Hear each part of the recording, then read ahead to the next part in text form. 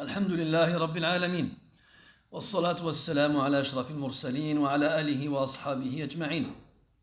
أما بعد، أيها الإخوة الكرام، نلتقي وإياكم في هذه الليلة المباركة، وليلتنا هذه هي الثانية من شهر ربيع الأخير لعام 43 و400 وألف للهجرة، الموافقة للسادسة من شهر نوفمبر لعام 21 و2000. كعادتنا في ليلة الأحد ننشر المصحف بين أيدينا لتلاوة كلام ربنا ومدارسته فيما بيننا، وما زلنا بصدد الحديث عن سورة يوسف عليه السلام، وكنا قد توقفنا في الدرس الأخير عند قوله تبارك وتعالى، عند أول قوله سبحانه وتعالى: قالوا تالله لقد علمتم ما جئنا لنفسد في الأرض وما كنا سارقين.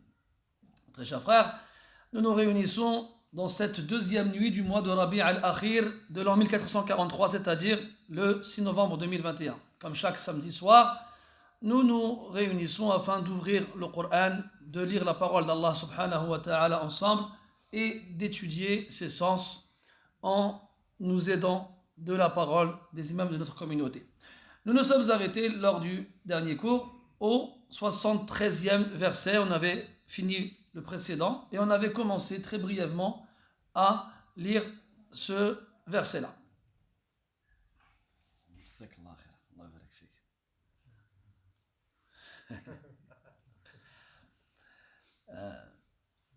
Et dans ce verset-là, le 73e, Allah Ta'ala nous dit: قالوا تالله لقد علمتم ما جئنا لنفسد في الأرض وما كنا سارقين.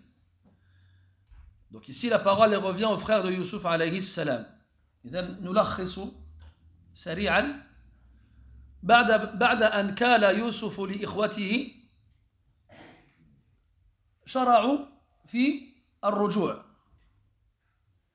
وذكرنا خلاف المفسرين حول المكان والمسافة، جزاك الله خيرا، حول المكان والمسافة التي لا تضحكوني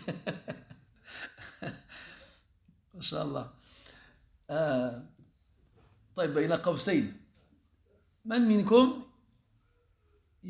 يفيدني بالفرق بين الحاقب بالباء والحاقن بالنون؟ Je fais une parenthèse rapide.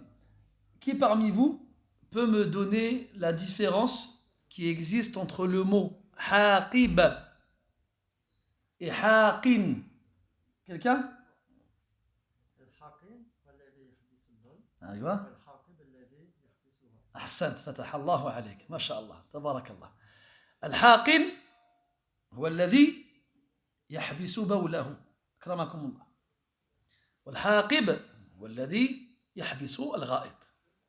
En arabe, on a un terme qui désigne celui qui se retient d'uriner. Il a envie d'uriner, mais il se retient. On l'appelle al-haqin. Ou al-haqib, ça fait me châtelier. Tu dis quoi? Haqin. Haqib, et celui qui se retient de faire la grosse commission, on l'appelle al-haqib. Ça fait me châtelier. C'est bien ça? Al-haqib. Masha'Allah, les frères, ils ne veulent pas que j'ai soif. Qu'Allah il fasse qu'ils aient jamais soif. Mais le problème après, moi je suis dans une warta. Si moi je passe mon temps à guerguib de l'eau pendant le dars, je vais avoir des problèmes. طيب، أنا جازيتكم بالمثل، أضحكتموني فحاولت إضحاككم وأضحك الله سن الجميع. طيب، on revient au dars. إذن قلنا أن إخوة يوسف بعدما أخذوا نصيبهم من المتاع عادوا أو قفلوا راجعين إلى منازلهم، وبينما هم كذلك إذ بفتية يوسف يدركونهم وينادونهم من بعيد. فلما أدرك إخوة يوسف نداء الفتية توقفوا عن المسير وأقبلوا عليهم. ماذا تفقدون؟ قالوا نفقد صواع الملك ولمن جاء به حمل بعير. أخبروهم أن صواع الملك أي سقايته أو سقايته سرقت، واتهم يوسف أو اتهم الفتية إخوة يوسف عن أو في ذلك. فقال إخوة يوسف متعجبين تالله أقسموا بالله سبحانه وتعالى لبيان تعجبهم، وعن هذا توقفنا. قلنا أن القسم بالتاء يتميز بأمرين: الأول لا تستخدم التاء إلا مع لفظ الجلالة أو إلا مع اسم الجلالة، فلا يقال تالرحيم أو تالرحمن، بل لا يقال إلا تالله. وقلنا أيضا أن هذا القسم يؤتى به لبيان العجب، سبحان الله تالله. فالمعنى الأول هو التأكيد والآخر هو بيان التعجب. Donc on récapitule brièvement la scène, l'épisode. Après que les frères de Youssouf aient reçu leur cargaison de nourriture, ils s'apprêtent, même ils prennent le chemin du retour pour rentrer chez eux. Alors qu'ils ont fait une certaine effectué une certaine distance, ils ont parcouru une certaine distance, ils entendent des gens qui les interpellent. Ils s'arrêtent, ils se retournent et ils voient les valets et domestiques de Youssouf qui les accusent d'avoir volé. Ayyatuha al-'ir innakum lasariqun. Alors ils vont vers eux innocemment parce qu'ils n'ont rien à se reprocher, parce qu'ils n'ont pas volé. Ils leur disent: mais qu'avez-vous perdu? Alors les valets de Youssouf lui répondent: nous recherchons la coupe du roi, et pour celui qui la ramènera, il aura comme récompense tout ce que l'on peut mettre sur un dromadaire comme provision et comme affaire. Et là, les frères de Youssouf qui se font accuser de vol, ils sont étonnés et ils jurent par Allah subhanahu wa ta'ala.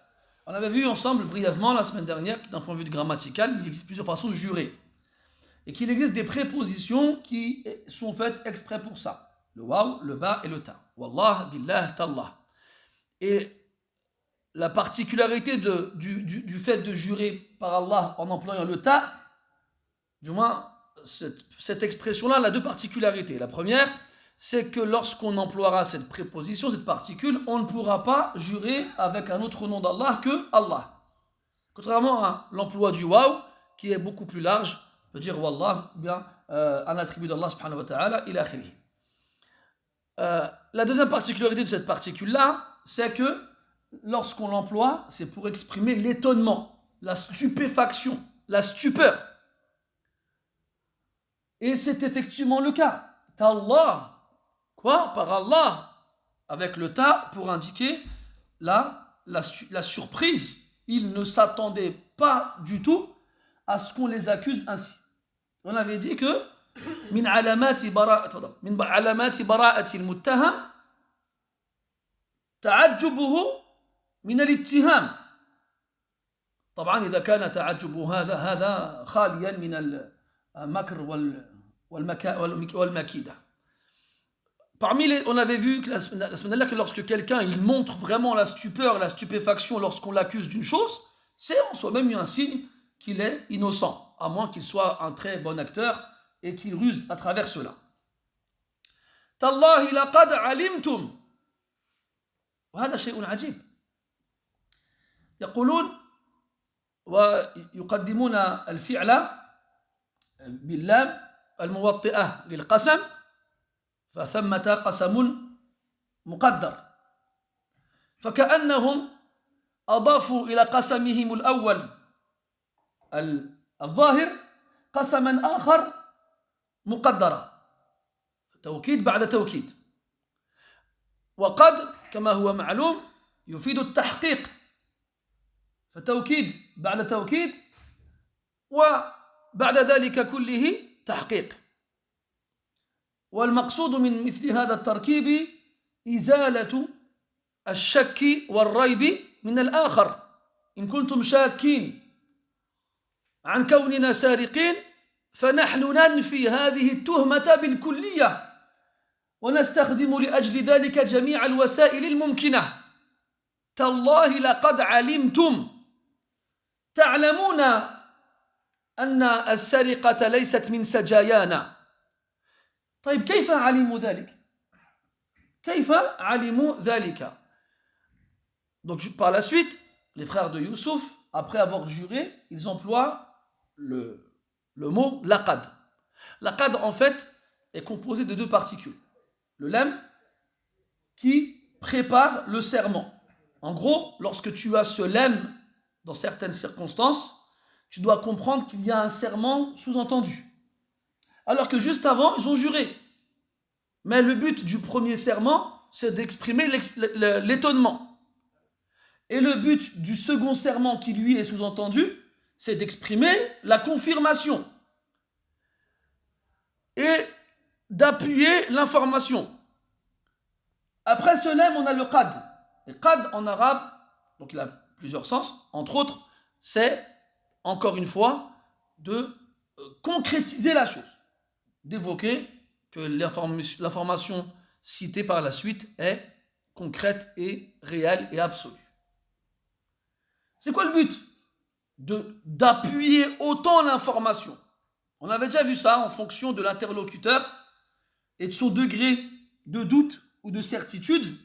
Si nous, on veut nier quelque chose qu'il prétend, on va devoir appuyer au maximum avec tous les éléments possibles d'un point de vue linguistique. Et c'est ce qu'ils ont fait. Ils ont juré clairement, ils ont juré indirectement et ils ont appuyé avec qad. Ils leur disent laqad alimtum. Alors si on voulait traduire en français, par Allah, certainement, assurément, vous savez très bien. Vous savez très bien quoi? Laqad alimtum ma ji'na linufsida fil ard. Nous ne sommes pas venus pour semer le désordre sur terre. وهذا يفيدنا أن السرقة من الإفساد في الأرض. والسرقة أخذ مال الغير بغير حق عفوا.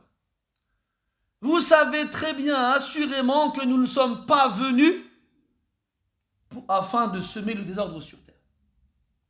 Comme ici, ils répondent à l'accusation du vol, on comprend que, dans leur vision des choses, voler équivaut à semer le désordre sur terre. وفعلا ما من شريعة سماوية إلا وفيها تحريم السرقة.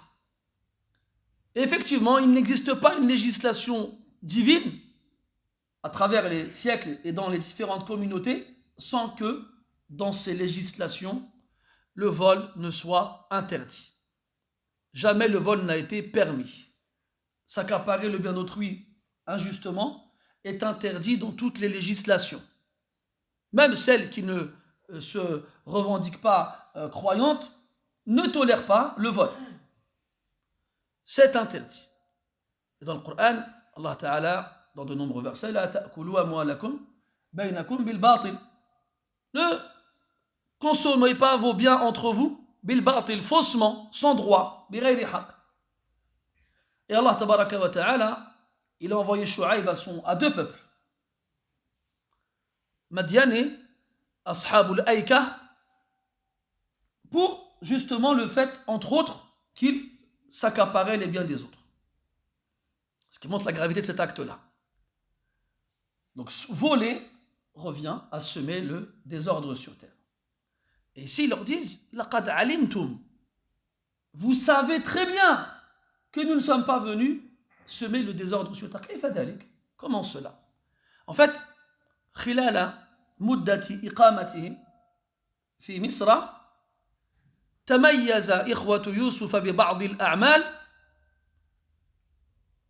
بين الناس وأدى ذلك إلى أن يعتقد وأن يتيقن الناس أن هؤلاء ليسوا من المجرمين. Ça veut dire qu'en fait, les frères de Youssouf, alayhi salam, pendant leur passage en Égypte, qui était très bref, parce qu'on a dit qu'ils ont passé une nuit.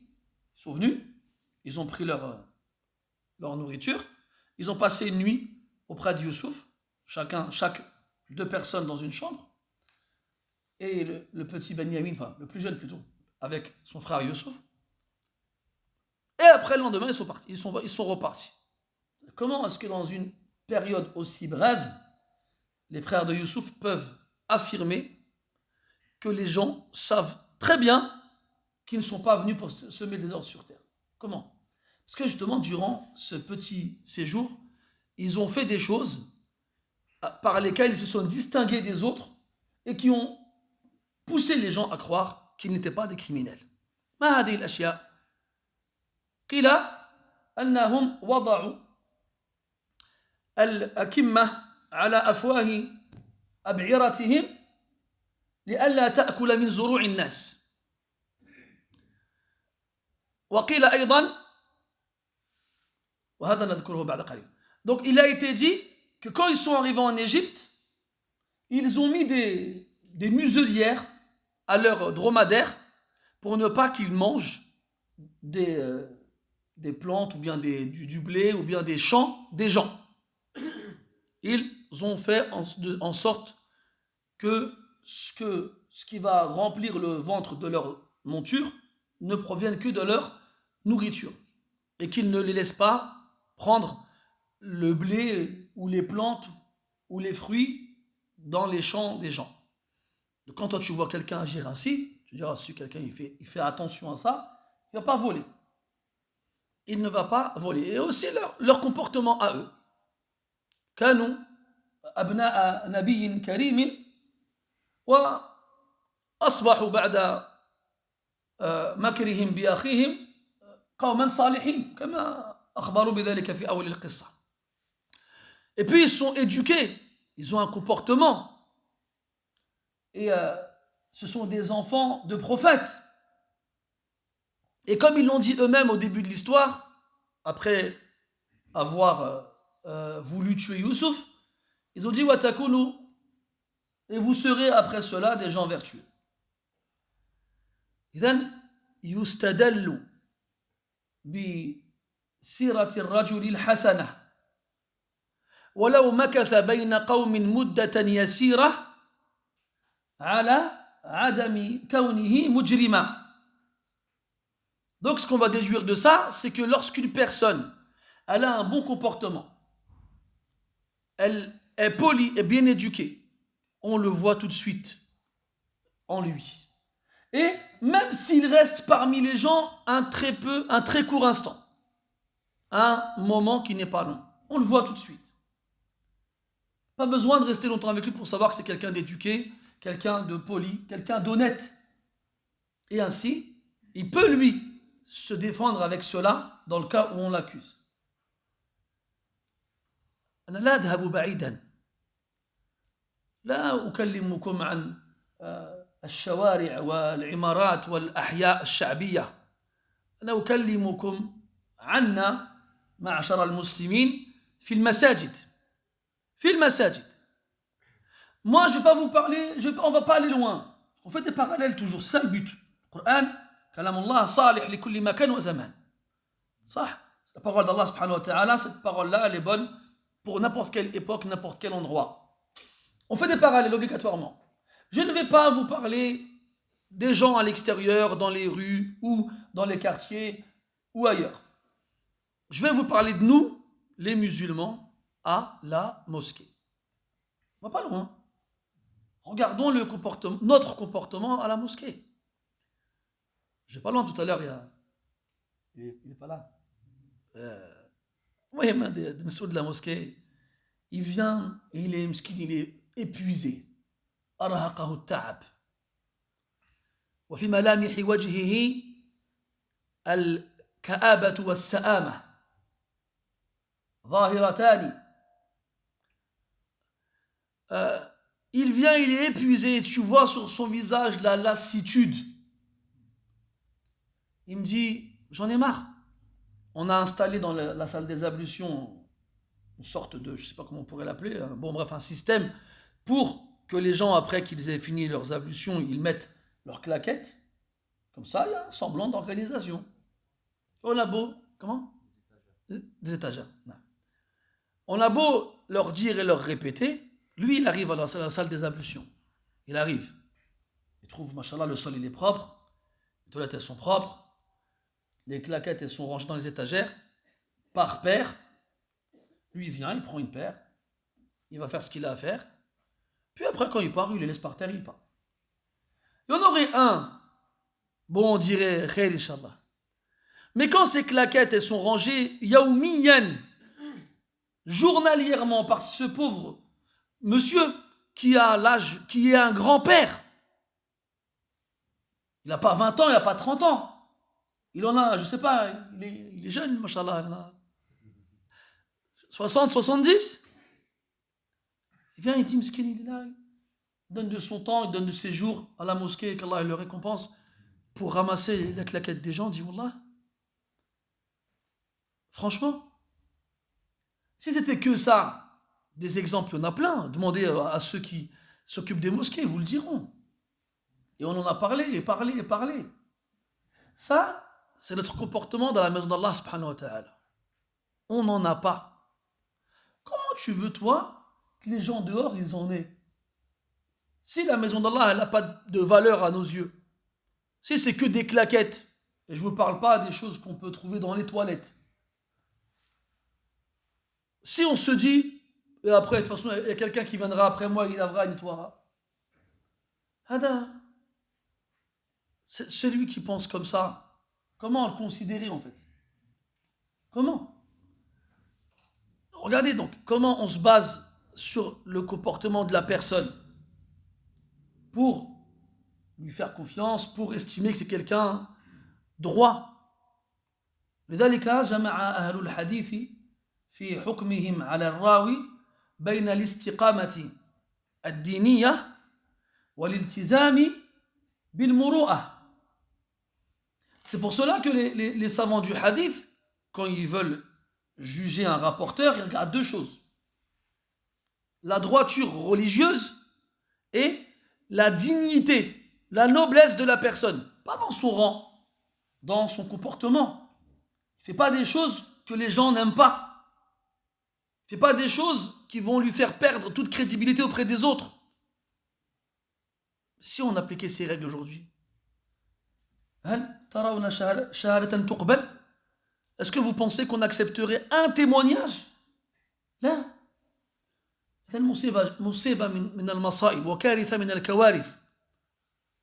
C'est une catastrophe.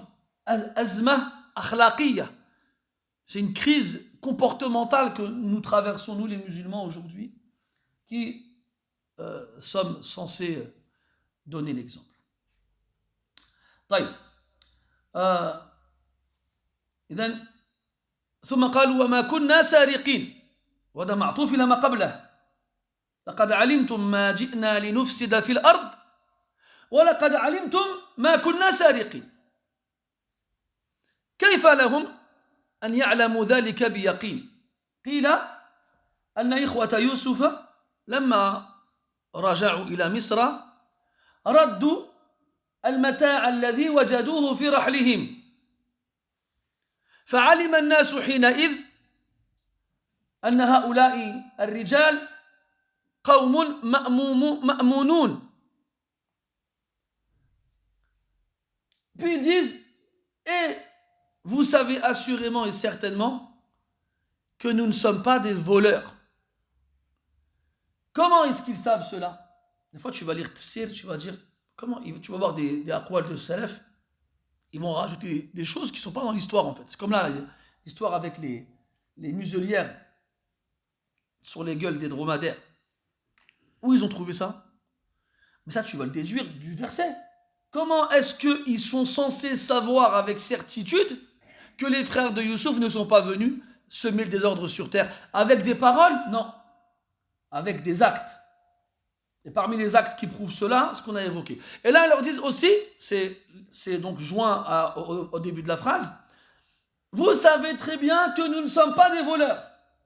Comment est-ce qu'ils savent cela aussi? Ils ne les connaissent pas. Ils sont venus que 2 fois et à chaque fois ils restent un peu de temps, ils prennent leur nourriture et ils partent.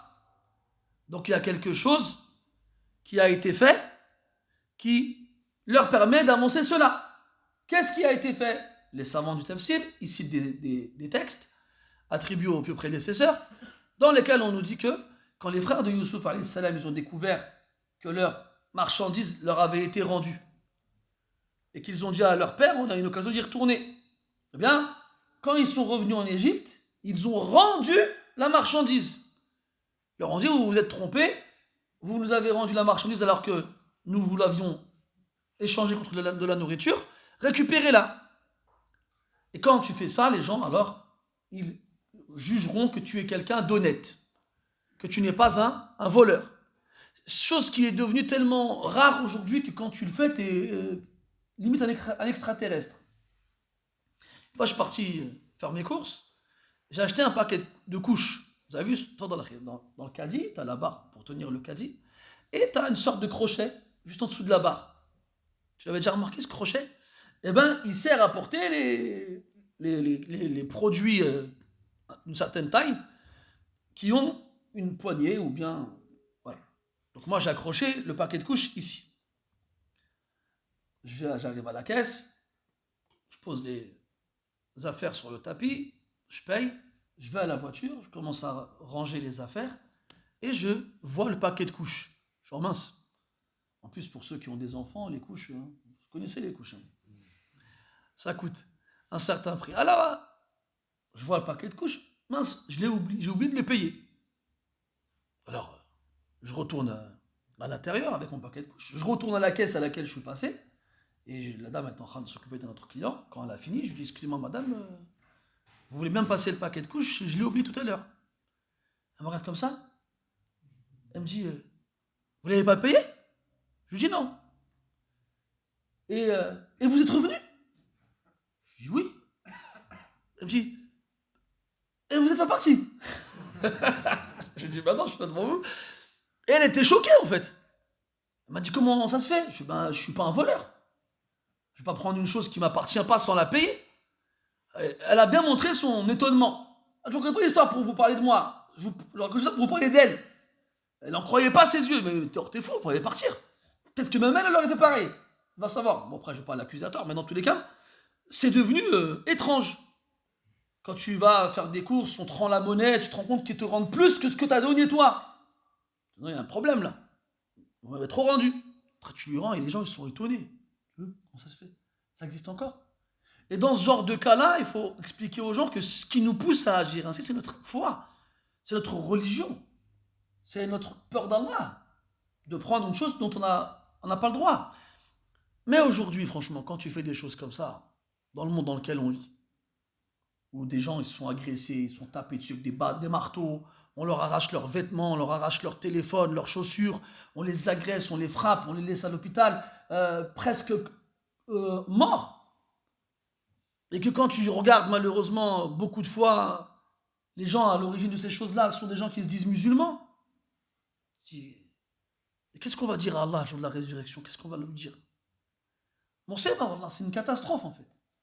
Comment et justement, quand tu vis dans un climat où le racisme il prend de la place de plus en plus, où les gens ils se cachent plus pour dire à quel point ils détestent les musulmans, à quel point ils détestent les immigrés, mais franchement, nous tous ici présents, pour la plupart, on n'est pas d'origine française. Taïb, dans nos pays d'origine, on va prendre le... Ah, c'est délicat de choisir des... Ah, j'en ai un. On va prendre la Chine et le Cambodge. C'est bon, il n'y a pas de Chinois, pas de Cambodgiens. C'est bon.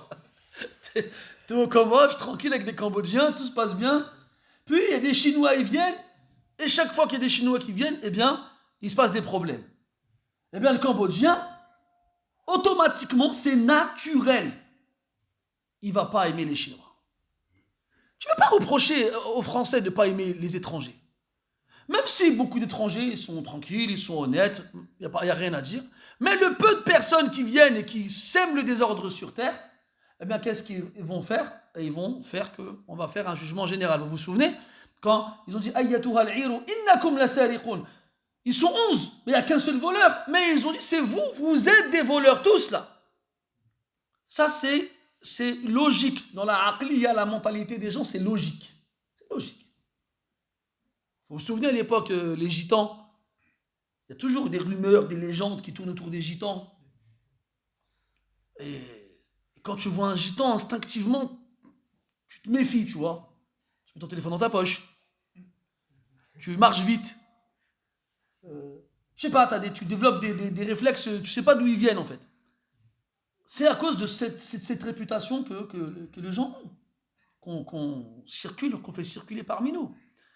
Et nous, on en est victime, comme on en est aussi coupable.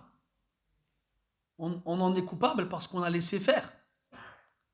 Quand dans une cité, tu as des jeunes qui sèment le désordre sur terre, ils brûlent les voitures, ils font du bruit à 2-3 heures du matin, ils agressent les gens, ils font des incivilités, ils détruisent ce qui appartient aux gens. Franchement, mes frères, wallah, des petits squares pour les enfants avec un toboggan, ils viennent, ils les brûlent.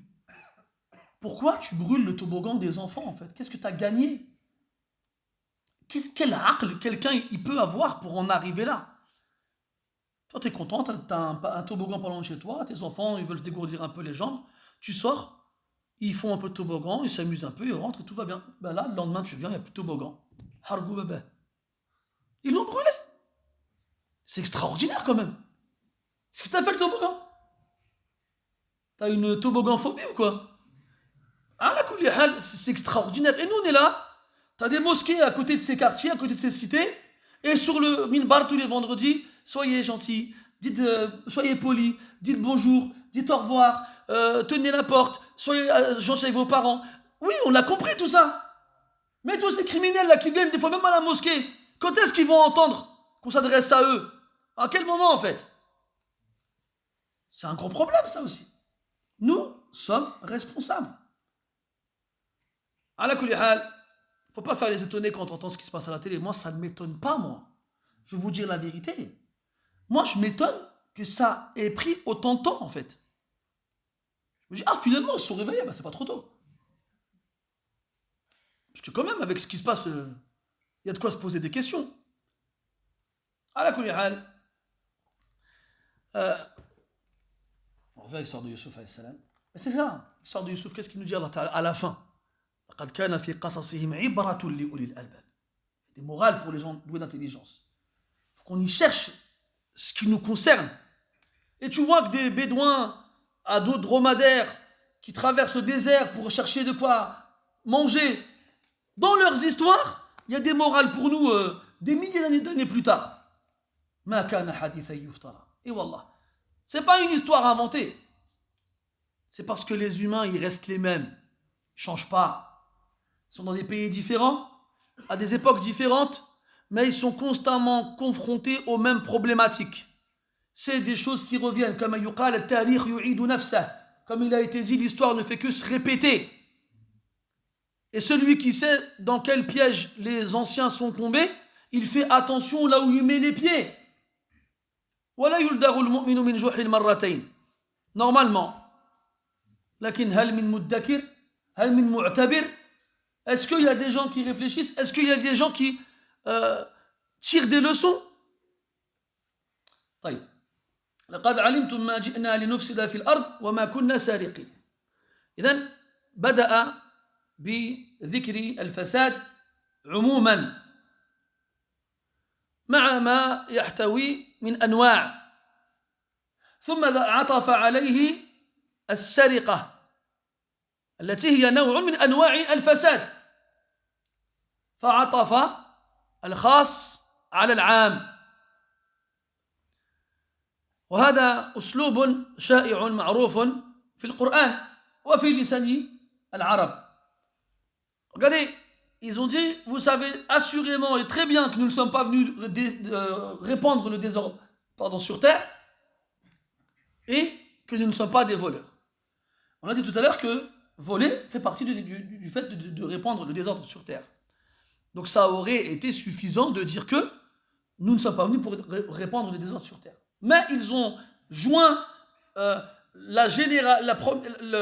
l'acte particulier à la généralité évoquée avant, alors qu'elle en fait partie. C'est quoi le but? C'est de mettre en évidence le particulier, lui donner un degré spécifique. Et c'est dans le Coran, ça on le trouve beaucoup. Comme quand Allah tabaraka wa ta'ala dit Man kana aduwan lillahi wa malaikatihi wa Jibril wa rusulihi wa Jibril wa Mikal. Quiconque est l'ennemi d'Allah et de ses anges et de ses envoyés et de Jibril et de Mikal. Alors, Jibril et Mikal, c'est des anges. Il a dit des anges. Il a dit ses messagers. Et Jibril et Mikal sont aussi des messagers. Donc, ils rentrent dans la généralité. Et pourtant, ils ont été évoqués par la suite. Pour montrer que ces deux anges-là sont spéciaux par rapport dans la généralité des anges et la généralité des messagers, ou plutôt de ceux qui sont envoyés, ar-rusul. Et then, quand on met en évidence des éléments qui font partie de la généralité, c'est pour qu'ils se distinguent. Et là, c'est pour te montrer que le vol se distingue dans les différents moyens de semer le désordre sur terre, avec tout ce que ça inclut comme injustice et comme mal. Et surtout que, on l'avait dit la dernière fois, as-sariqa wa akhdhu mal al-ghayri khufyatan. C'est le fait de voler le bien d'autrui discrètement, sans que celui qui se fait voler ne s'en rende compte. T'imagines, toi, la surprise, le choc. Et là, il croit avoir de l'argent, il croit avoir quelque chose, et le jour où il va ouvrir le coffre ou bien son je ne sais quoi, il n'y a plus rien. Donc c'est quelque chose de particulier. وَمَا كُنَّا سَارِقِينَ قالوا فما جزاؤه إن كنتم كاذبين. قالوا القائلون هم فتية يوسف لأن الحوار يدور بين الفتية والإخوة. قالوا فما جزاؤه والمراد بالجزاء هنا العقاب كما قال أكثر المفسرين. والأصل أن الجزاء يراد به الثواب والثواب يستعمل فيما هو حسن وفيما هو دون ذلك وهنا يراد به العقاب. إذن قالوا فما جزاؤه والضمير هنا المضاف إلى الجزاء يعود إلى ماذا؟ قالوا يعود إلى الصواع. فما جزاء الصواع هو هل الجزاء يقع على الصواع؟ لا، يقع على من سرق الصواع. فهناك مضاف مقدر أي فما جزاء سارق الصواع. وهذا من إيجاز الكلام الذي يفهم من السياق. قالوا فما جزاؤه إن كنتم كاذبين. وإلى ماذا يشيرون في هذا إن كنتم كاذبين؟ في قولهم السابق لقد علمتم ما جئنا لنفسد في الأرض وما كنا سارقين. Puis ensuite, donc là c'est une discussion qui a lieu entre les valets de Youssouf et les frères de Youssouf. Après que les frères de Youssouf se soient défendus et se soient désavoués d'avoir volé quoi que ce soit ou d'avoir fait le moindre mal chez eux, les valets de Youssouf leur disent, dans ces cas-là, quel sera son jaza? Le jaza, d'un point de vue linguistique, c'est la rétribution, le salaire, al-thawab. Mais ici, on vise en particulier la punition. Et là, tu comprends que le jaza, il aura un sens précis en fonction du contexte. Quelle sera sa punition? Donc le pronom ici, possessif, il revient à la coupe qui a été volée. C'est comme ça que les savants l'ont expliqué. Mais il nous explique aussi qu'il y a un élément sous-entendu qu'on comprend à travers le contexte. En gros, quelle sera la punition de celui qui a volé la coupe? Donc tout ça, tu le retrouves dans Fama Jaza'uhu. Ça te montre comment la langue arabe, elle est faite de façon à ce qu'on utilise le moins de mots possible pour exprimer le plus de sens possible. In kuntum kadhibin, si vous êtes des menteurs. Dans le cas où vous seriez des menteurs, quelle sera la punition de celui qui a volé la coupe? Et quand il leur dit, pourtant juste avant, l'accusation, elle était formelle. Innakum la sariqun. Vous êtes des voleurs. Aucune possibilité d'innocence. Et là, quand il parle du mensonge, il laisse entrevoir une probabilité qu'il dirait la vérité. In kuntum kadhibin, si vous êtes des menteurs. Et ça fait référence donc à leur parole précédente. Vous savez bien que nous ne sommes pas venus pour semer le désordre sur terre. وهنا حكموهم ليعينوا عقوبة المذنب. لماذا؟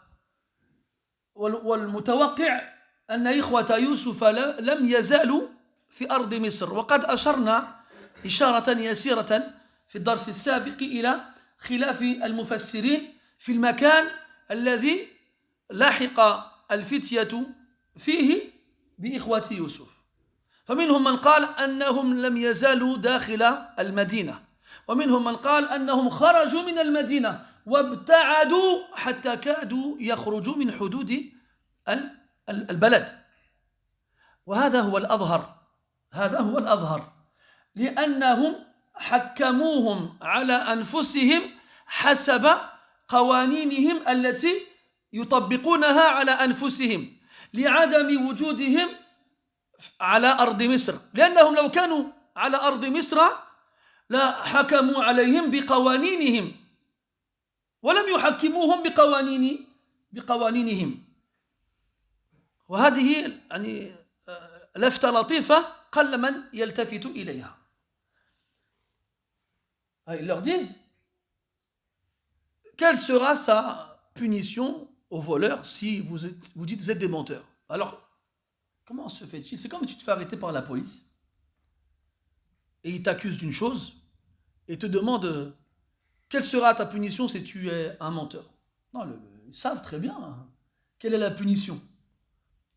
En fait, on avait parlé la dernière fois brièvement de l'endroit dans lequel les frères de Youssouf se sont fait interpeller par les valets de Youssouf.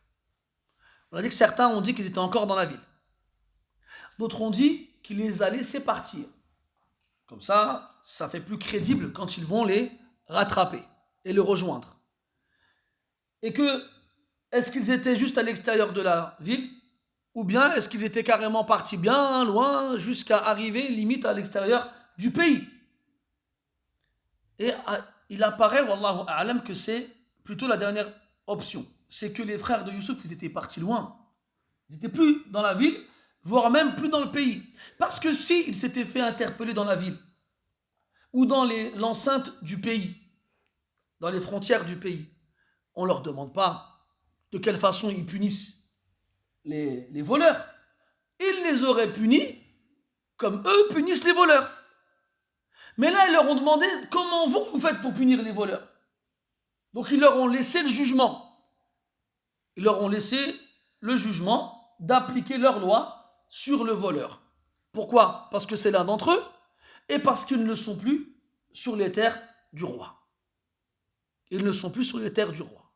Et tu vois comment, en décortiquant justement le verset, on va arriver à des sens auxquels on n'aurait pas pensé si on ne s'était pas arrêté pour y réfléchir. Et donc on comprend que justement pour que la mise en scène elle soit la plus crédible possible, que Youssouf il les a laissés partir.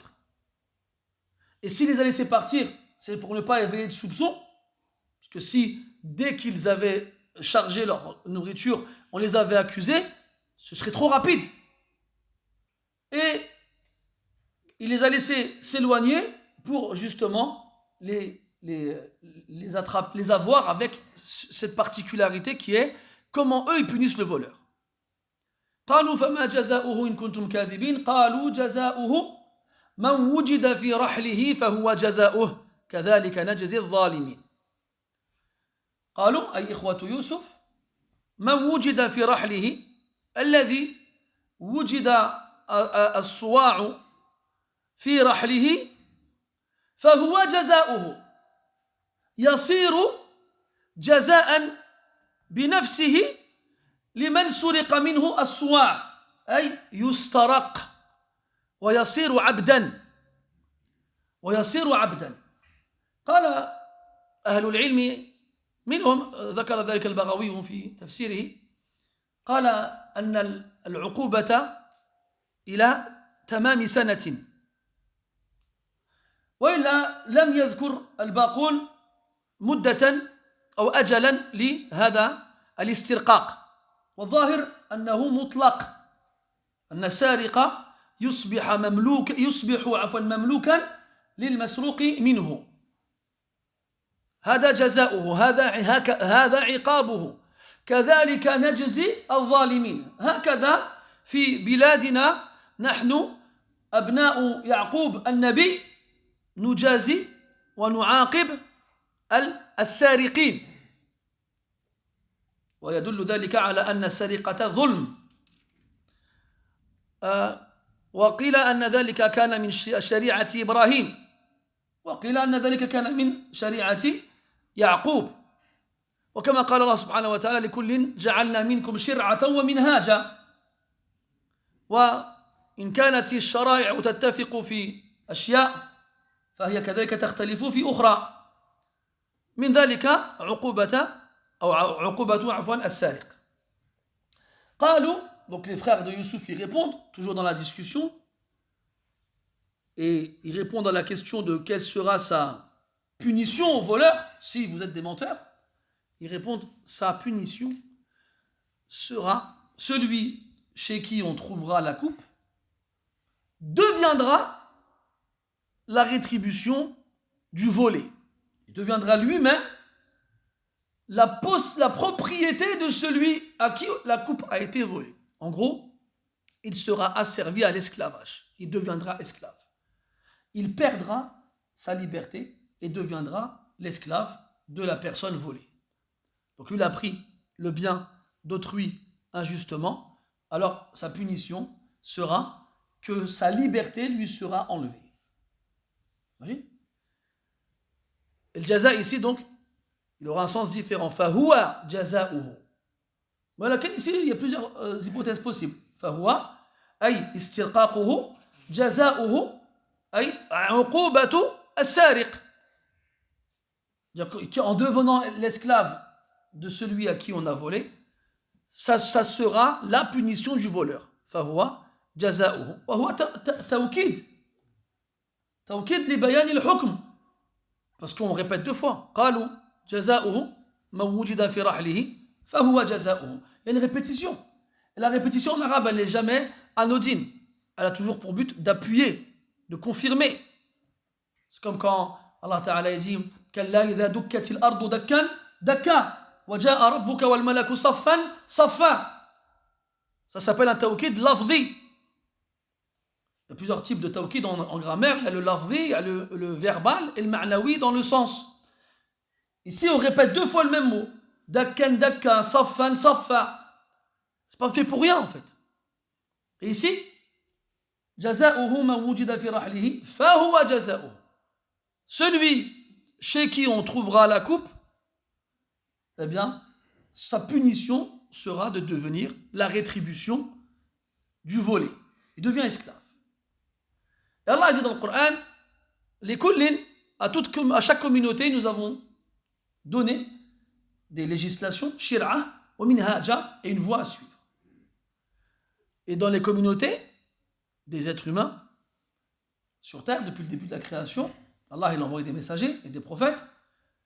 Et dans ces différentes législations, il y a des choses qui restent les mêmes depuis toujours, comme on a dit tout à l'heure avec le vol, le meurtre, Zina, c'est bien sûr avant tout ça, shirk, ce sont des choses qui ont toujours été interdites dans toutes les législations qu'Allah il a révélées aux humains. Et il existe des éléments qui sont propres à chaque législation. Comme ici, chez Ibrahim et ses fils, Yaqub et Ishaq, Yaqub, Yusuf, alayhim as-salam, que le voleur devienne l'esclave du volé. À la fin de l'histoire, Allah il dira وَرَفَعَ أَبَوَيْهِ عَلَى الْعَرْشِ وَخَرُّوا لَهُ سُجَّدًا. Ils se prosterneront devant lui. Et on verra à ce moment-là que le mot sujoud ici, il n'a pas forcément le sens auquel on pense. Mais dans tous les cas, dans notre législation, on ne se prosterne devant personne. On ne se prosterne que devant Allah subhanahu wa ta'ala.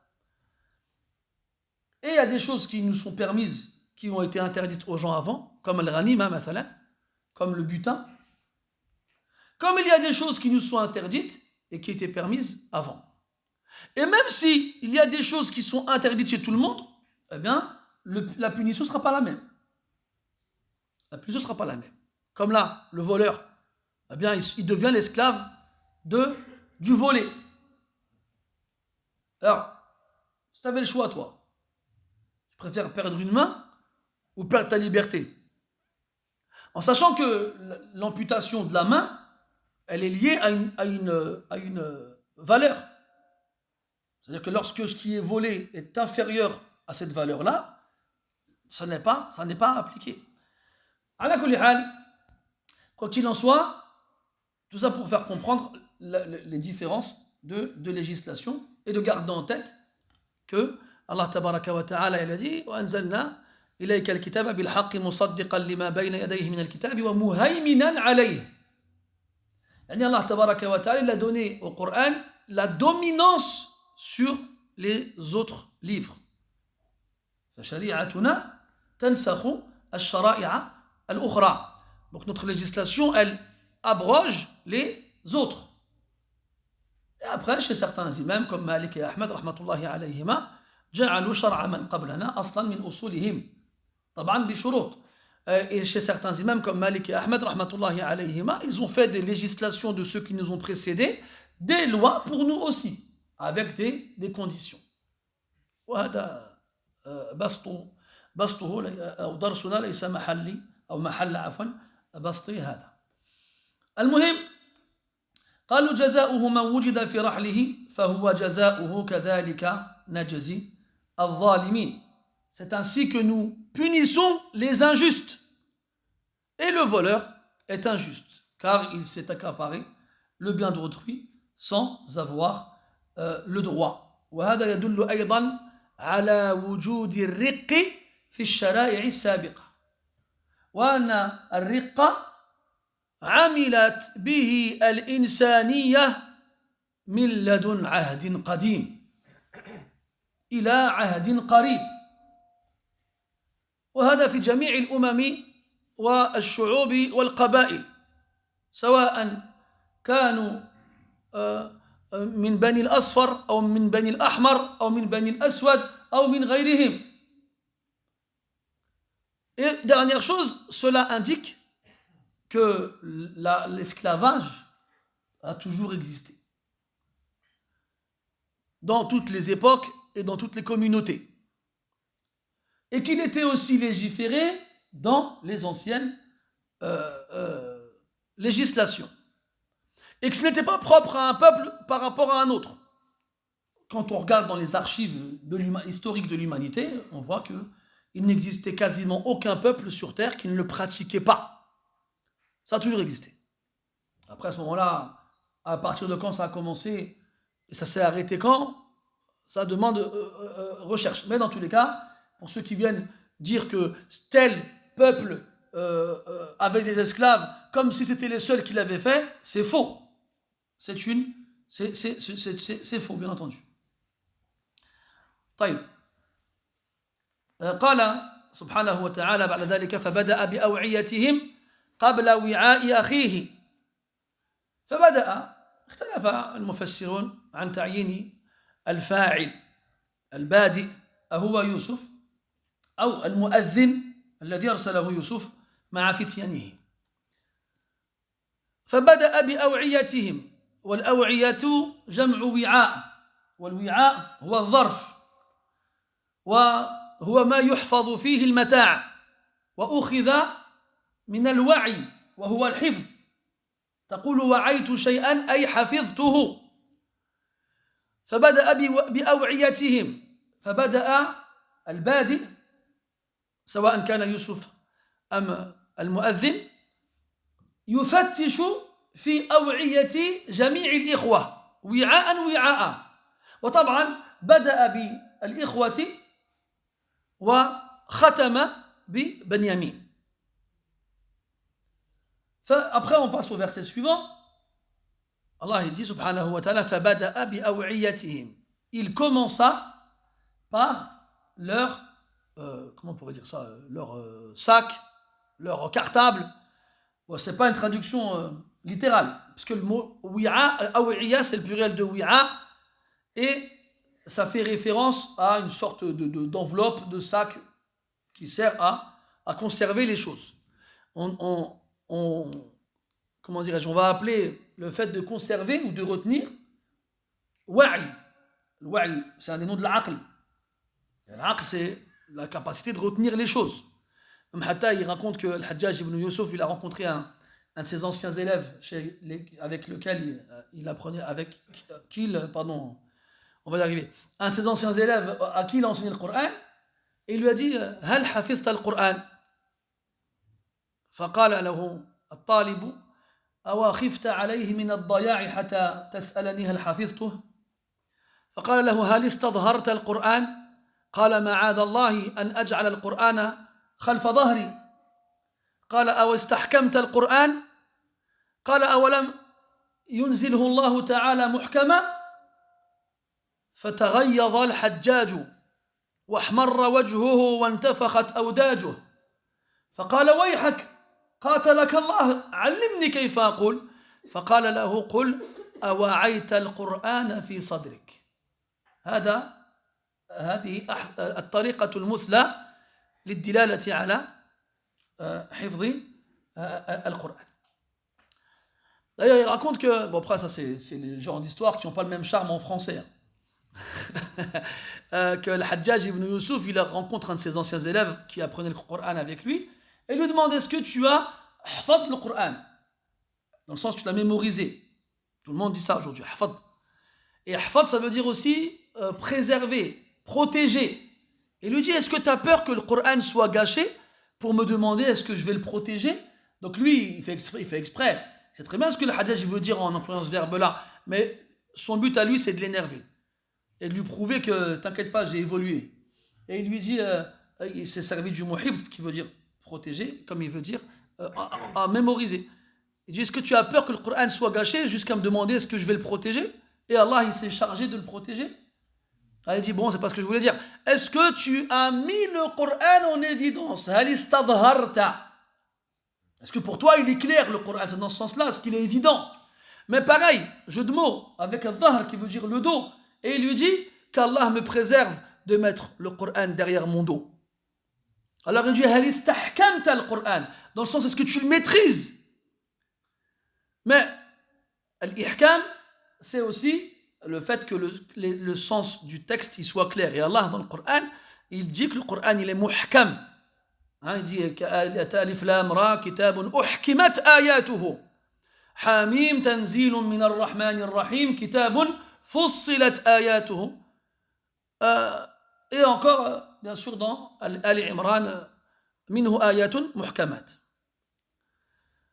Donc il lui dit, est-ce que lui se sert de l'ihkam dans le sens de maîtrise, est-ce que tu as maîtrisé le Coran? Il lui dit mais le Coran il est clair, pourquoi tu veux que je lui rajoute en clarté? Et là, le Hajjaj il se tire les cheveux, il me dit mais qu'est-ce que je dois dire alors?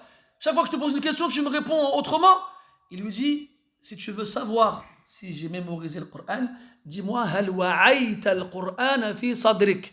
Est-ce que tu as fait de ta poitrine un récipient pour le Coran, un wi'a? Hal wa'ayta al-Qur'ana fi sadrik. Et le Qahtani, dans sa nouniya, dans la muqaddima, il le dit. Il dit وَجَعَلْتَ صَدْرِي وَاعِيَ الْقُرْآنِ. tu as fait de ma poitrine un récipient pour le Coran. Et quand toi tu sais que tu es un récipient pour le Coran, alors tu fais attention. Tu ne vas pas dire des gros mots. On ne va pas te voir dans les endroits où il y a des gens malfaisants. Et tu vas faire attention à ton comportement. Et tu dois être digne de ton contenu. Si tu veux que le jour où on verse ton contenu, c'est le Coran qui sorte. Quel jour ton contenu il sort, à ton avis, Abqadr? C'est vrai, mais avant. Yes? Ah, Drouf? Quand? L'agonie, Ahsant. Quand tu vas mourir. Tout le monde connaît le hadith de Anas, man kana akhiru kalamihi min ad-dunya la ilaha illallah dakhala al-jannah. Ça paraît simple. Quand tu entends que la dernière parole que tu as avant de quitter ce bas monde, c'est la ilaha illallah, si tu la prononces, tu vas au paradis. Tout le monde dit ça, là. Non, moi je sais. C'est pas facile. C'est ce jour-là que ton contenu va sortir. Tu es un wi'a, mon frère. Tu es un récipient. Si tu as du khal, c'est du khal qui va sortir. Si tu as du asal, c'est du asal qui va sortir. Tu es un récipient et ce jour-là, ton contenu il sera versé. Si tu es une bouteille de vinaigre, ça pique le vinaigre. Ça pique pas? Ça pique un peu. Et si tu as du miel, alors tu te lèches les babines.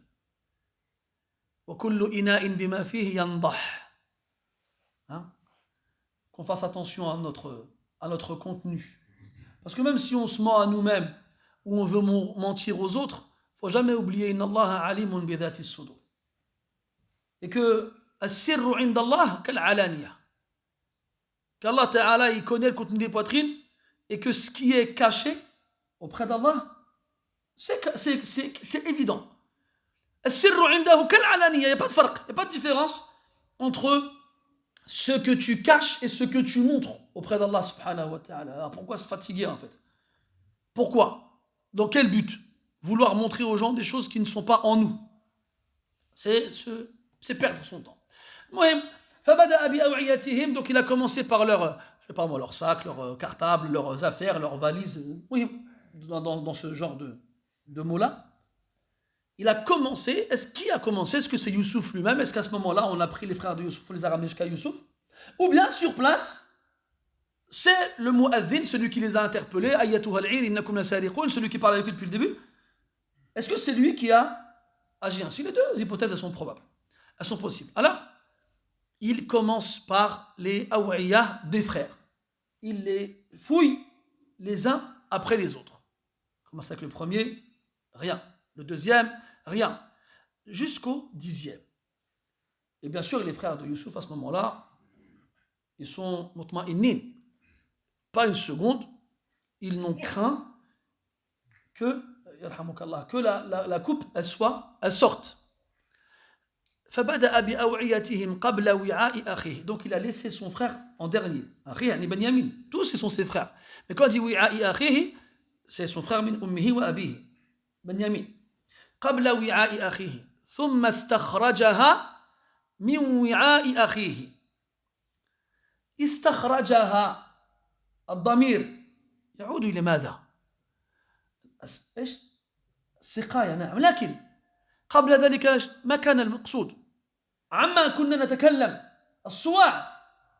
ماذا تفقدون؟ قالوا نفقد صواع الملك ولمن جاء به ولم يقل بها. فالصواع مذكر والسقاية مؤنث. الصواع مذكر والسقاية مؤنث.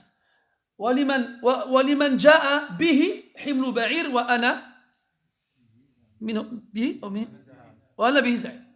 يعني به هنا يعود إلى الحمل ولا يعود إلى الصواع. قالوا لقد علمتم ما جئنا لنفسد في الأرض وما كنا سارقين. قالوا فما جزاؤه؟ قلنا الضمير يعود إلى الصواع، فالسياق كله يدور حول الصواع، أما السقاية فقد انتهى ذكرها. إذن لماذا قال ثم استخرجها من وعاء أخيه؟ Là, c'est le genre de choses auxquelles il faut faire attention quand tu lis le Coran. Vous savez, le principe du pronom, de la détermination de à quoi revient le pronom, c'est tout un art. Et quand tu lis le Coran, quand bien même tu n'as pas forcément de notion grammaticale poussée, ça devrait normalement attirer ton attention. Je vais vous donner des exemples et vous allez comprendre.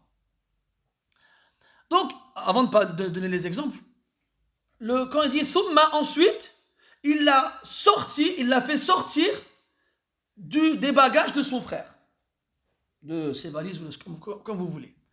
Mais quand il a dit il l'a fait sortir, il parle de la coupe. Nous, en français, on traduit ça par la coupe.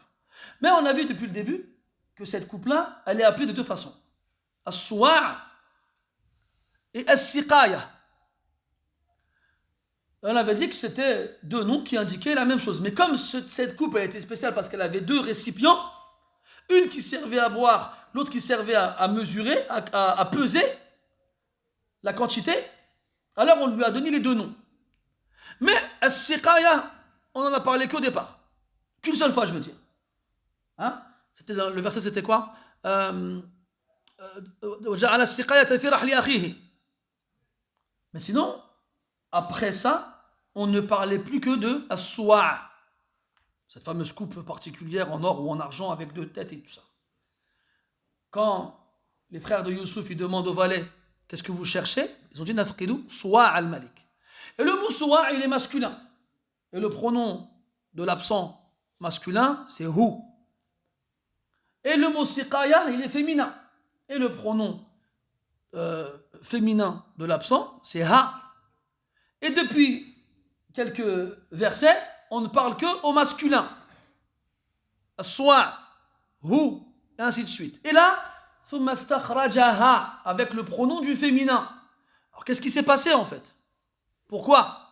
Et ça veut, à défaut de trouver la réponse, le simple fait de remarquer et de nous pousser à réfléchir, ça c'est abwab at-tadabbur. C'est les portes du tadabbur, de rechercher en profondeur l'essence cachée du Coran. Et moi je vais vous donner d'autres exemples. Dans surat An-Nahl, Allah tabaraka wa ta'ala dit wa inna lakum fil an'ami la'ibrah. نسقيكم قراءة مما في بطونه وفي المؤمنون يقول سبحانه وتعالى وإن لكم في الأنعام لعبرة نسقيكم قراءتان مما في بطونها وفي القمر يقول سبحانه وتعالى تنزع الناس كأنهم أعجاز نخل منقعر نعت للنخل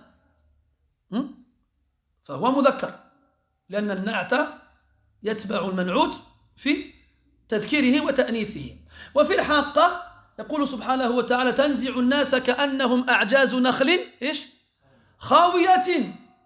خاوية بتاء التأنيث مع أنها نعت للنخل فكيف يستقيم أن يكون النعت تارة مذكرة وأخرى مؤنثة؟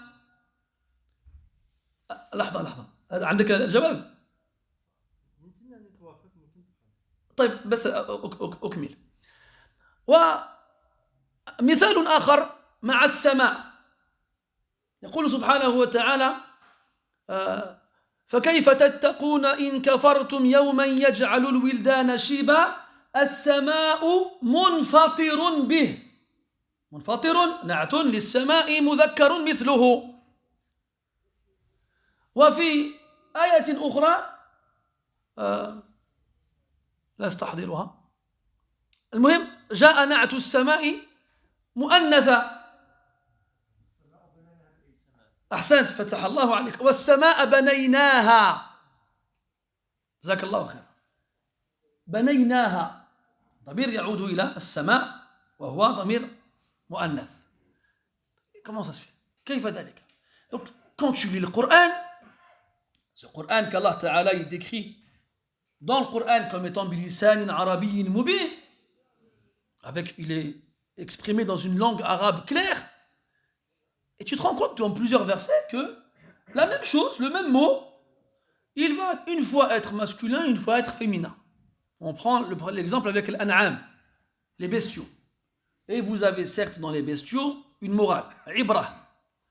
C'est-à-dire, l'an'am, nusqikum mimma fi butunihi, nous vous abreuvons de ce qu'elles ont dans leur ventre. Et il a dit butunihi avec le pronom du masculin. Et dans le mu'minun, le même verset. Wa inna lakum fil an'ami la'ibratan nusqikum mimma fi butuniha avec le pronom du féminin. On a l'exemple avec le nakhl, le palmier. Dans le qamar, a'jazu nakhlin munqa'ir. Et dans le haqqa, a'jazu nakhlin khawiyah.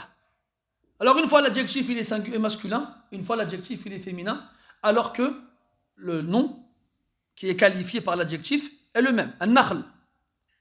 Et enfin, as-sama, une fois il est masculin, une fois il est féminin, pareil, en référence soit au pronom, soit à l'adjectif.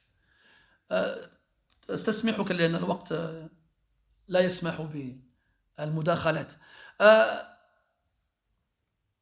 Pourquoi en fait il y a une qaïda en arabe qui dit que الاسم إذا دل على غير العاقل جاز تصرفه في التذكير المذكر والمؤنث. Il y a une règle en arabe qui dit que lorsque le nom il n'indique pas quelqu'un qui possède la raison, alors on a le droit de le définir comme étant masculin ou comme étant féminin, qu'il soit au singulier ou au pluriel, parce que l'an'am il est au pluriel, mais al-nakhl c'est ismul jins et al-sama c'est un singulier. Donc ça c'est des règles, elles sont particulières et elles sont à connaître pour ne pas tomber dans le problème de attends, comment ça se fait qu'un jour c'est masculin, un jour c'est féminin, et que quelqu'un vient de dire après il y a des erreurs dans le Coran. Je vais vous dire une chose très simple. Oui.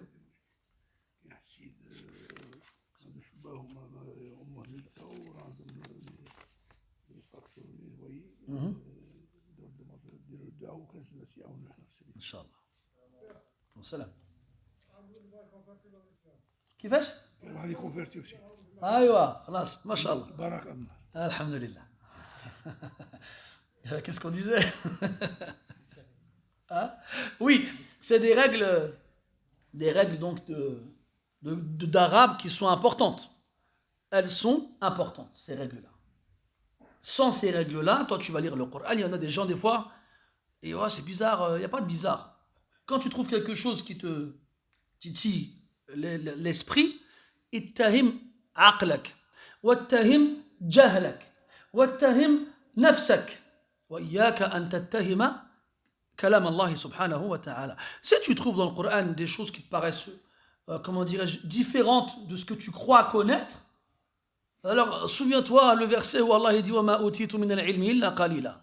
Vous n'avez reçu de la science que très peu, et que c'est ta raison et ton ignorance et ta compréhension qui doivent être accusées, et aucunement et nullement la parole d'Allah subhanahu wa ta'ala. طيب ثم استخرجها من وعاء أخيه كذلك كدنا ليوسف قالوا كدنا صنعنا دبرنا أردنا. وهذا مروي عن ابن عباس وعن قتادة وعن السدي وغيرهم. كذلك كدنا ليوسف. وسبق أن قلنا أن الكيد هو أمر يتوصل به إلى أمر خفي. عندما مررنا بقوله تبارك وتعالى إنه من كيدكن ومثل ذلك. كذلك كدنا ليوسف. C'est ainsi que nous avons agi pour Youssouf, لأجل Youssouf. Allah tabaraka wa ta'ala, il a comment on pourrait dire ça, il a organisé tout cela, il l'a voulu dans l'intérêt de Youssouf alayhi salam. Pourquoi avoir agi ainsi pour que Youssouf il trouve son intérêt? الجواب في تمام الآية ما كان ليأخذ أخاه في دين الملك إلا أن يشاء الله. والمقصود بالدين هنا كما قال المفسرون الحكم والسلطان وليست الديانة، لأن حكم أهل مصر في السارق يختلف عن حكم أبناء الأنبياء. ما كان حكم أهل مصر في السارق؟ كانوا يلزمونه بدفع قيمة المسروق مرتين، وكانوا يضربونه أيضا. فلو أخذ يوسف على يد إخوته داخل القرية ما استطاع أن يرجع إليه أخاه. هذا هو الكيد الذي به استطاع يوسف أن يرجع إليه أخاه. Puis après, donc on a dit qu'Allah il a fait tout cela pour Youssouf. Pourquoi? Parce que Youssouf alayhi salam, il est l'Aziz en Égypte. Et en Égypte, à cette époque-là, il ne punissait pas le voleur de cette façon-là. Les savants ils nous ont dit que les Égyptiens, à cette époque-là, quand quelqu'un volait chez eux, ils lui faisaient deux choses. La première, il le frappait. La deuxième, il lui imposait de rembourser la valeur de l'objet volé multiplié par deux. C'est comme ça qu'il punissait les voleurs. Mais si Youssouf il avait attrapé ses frères chez lui en Égypte et qu'il avait dû appliquer cette règle-là, il n'aurait pas pu récupérer son frère. Et le but de toute cette histoire-là, de toute cette mise en scène, c'est que Youssouf alayhi salam il puisse récupérer son frère. Et donc Allah tabaraka wa ta'ala, il lui a dit de faire ainsi pour qu'il puisse à la fin récupérer son frère. Mais récupérer le frère, c'est pas ça l'objectif final. C'est aussi une étape dans l'objectif final. C'est quoi l'objectif final? C'est de retrouver toute sa famille. C'est ça l'objectif final. C'est que tout le monde se retrouve. Et pour y arriver, alors, Benyamin, il a dû être, entre guillemets, c'était une partie du plan. C'était une partie du plan. كذلك كدنا ليوسف ما كان ليأخذ أخاه في دين الملك إلا إن شاء الله نرفع درجات من نشاء قراءة وأخرى نرفع درجات من نشاء والفرق بين القراءتين من ناحية الإعراب نرفع درجات من نشاء. Donc dans la fin du verset Allah Ta'ala dit nous élevons darajat يعني المنازل والمراتب. الدرجات les degrés et la vertu de la personne. Nous élevons les degrés de qui nous voulons. Il y a deux lectures dans ce verset-là. Darajati sans le tanwin, man nasha. Donc là c'est mudaf ilay. Et donc c'est la traduction que je viens de vous donner. Les degrés de ce que nous voulons. Et l'autre, darajatin man nasha. Nous élevons en degrés ce que nous voulons. La hatta al-farqa, tu as compris la différence? Dans la première lecture, quand tu dis narfa'u darajati man nasha, tu dis nous élevons les degrés de qui nous voulons. Et dans l'autre, narfa'u darajati man nasha, nous élevons en degrés qui nous voulons. وقد بين الله سبحانه وتعالى من يحظى بهذه الرفعة وهم أهل العلم. قال الله سبحانه وتعالى يرفع وإذا قيل لكم انشزوا فانشزوا يرفع الله الذين آمنوا منكم والذين أوتوا العلم درجات فهم أولو العلم الذين يرفع الله تبارك وتعالى درجاتهم. ولذلك قال بعدها نرفع درجات من نشاء وفوق كل ذي علم عليم. فذكر الله تبارك وتعالى رفعة يوسف في سورة يوسف في موطنين كلاهما متعلقان بالعلم. رفع الله تعالى شأن يوسف لعلمه بتعبير الرؤى، ورفع الله تعالى درجات يوسف مرة أخرى لعلمه بأحكام بلده وأحكام غيره وما أشبه ذلك. فالذي ينبغي أن تكون درجاته رفيعة بين الناس هو الذي يتميز عنهم بعلمه خلافا لما عليه الناس اليوم. Il dit, donc on a dit deux lectures dans le verset darajati et darajatin, et que soit on élève en degrés ceux que nous voulons, ou bien soit nous élevons les degrés de ceux que nous voulons. Et quand il dit ici de ceux que nous voulons, il parle des savants, de ceux qui ont la science. Et ça, on le retrouve clairement dit dans Surat Al-Mujadala, quand Allah Tabaraka wa Ta'ala dit Allah élèvera ceux d'entre vous qui ont la foi, ainsi que ceux qui ont la science en degrés. Vous allez me dire, mais ce verset, en fait, il indique comment on peut s'en servir. De la même façon qu'on l'a dit tout à l'heure. Vous vous souvenez? Vous vous souvenez pas? Avec Ma ji'na li nufsida fil ardi wa ma kunna sariqin. On a dit atful khas ala al-'am. Ou bien encore avec Man kana aduwan lillahi wa malaikatihi wa rusulihi wa jibril wa mikal. Là c'est pareil. Parce que ahlul ilm, ceux qui ont la science, min alladhina amanu, il faut partir de ceux qui ont la foi. Yarfa'illahu alladhina amanu minkum. Wa ulul ilmi minhum. Et pourtant, il les a cités à nouveau, une seconde fois, pour montrer qu'ils sont particuliers, ce sont des éléments particuliers dans la généralité. Et ceux à qui la science a été donnée en degrés, pour que tu comprennes que ceux qui ont la science sont au-dessus des autres. C'est Allah tabaraka wa ta'ala qui les a élevés au-dessus des autres. Allah subhanahu wa ta'ala dit est-ce que ceux qui savent et ceux qui ne savent pas, ils sont égaux? La yastawiyani mathala. Jamais ils seront égaux. Mais quand tu vis dans une société où le plus ignorant du monde est au-dessus des autres, ne t'étonne pas alors que le savant parmi eux ne vale pas à leurs yeux l'aile d'un moustique. Et c'est malheureusement dans ce genre de société que nous vivons. Il y a des gens, ils sont sérieux, ils vont à l'école, ils ont des diplômes, ils restent des années, ils sortent avec des diplômes, ils travaillent, ils ont de l'expérience. Allez, s'il s'en sort bien, il a 4 000 € par mois. Et Allah, 5 000. L'autre, il fait un centre de formation pendant 1 an, il tape dans un ballon toute la journée, et après il gagne ce que toi tu gagnes en 1 mois, bishiqqil anfus, lui le gagne en quelques minutes dans un match. C'est du insaf, c'est juste ça. Et comme les Arabes disaient avant, qimatul mar'i ma yatlubuhu wa ma yuhsinuhu. Tu veux savoir la valeur d'une personne, regarde ce qu'il recherche et regarde ce qu'il maîtrise. Et tu pourras dire quelle est sa valeur. Avant, Zabbaloun, akramakumullah, les gens qui cherchent dans les poubelles, la qimata lahum 'inda an-nas. Ils valent rien chez les gens. Ils cherchent dans les poubelles. Même nous, depuis toujours, tu vois, on les appelait les poubelliers. Je ne parle pas des éboueurs, je parle des poubelliers, les gens qui fouillent dans les poubelles.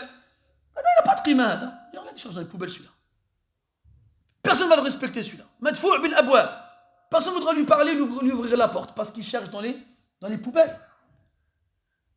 Donc on a gardé ce principe de ta valeur dépendra de ce que tu recherches. Donc si toi tu recherches ce qui a le plus de valeur, tu as le plus de valeur. Et la meilleure des choses, c'est la science. C'est celle qui te rapproche d'Allah subhanahu wa ta'ala. Innama yakhshallaha min ibadihi al-ulama. Mais aujourd'hui, comme la science n'a plus de valeur chez les gens, ceux qui l'apportent n'en ont pas non plus. Et tu te retrouves aujourd'hui dans une société où, si le footballeur il gagne plus que le médecin, eh bien, les boueurs ils gagnent plus que l'imam. Et si c'est des choses qui sont normales dans la mentalité des gens, ça prouve qu'ils n'ont pas compris la valeur de l'imam ou du professeur ou du savant ou de l'étudiant. Et que indirectement, eh bien, celui qui ramasse tes poubelles le matin, eh bien, il a plus de valeur. Son travail a plus de valeur que celui de la personne qui apprend aux gens leur religion, la parole d'Allah et comment l'adorer. والله تعالى أعلم وللحديث بقية نكمله في الدرس المقبل إن شاء الله تعالى.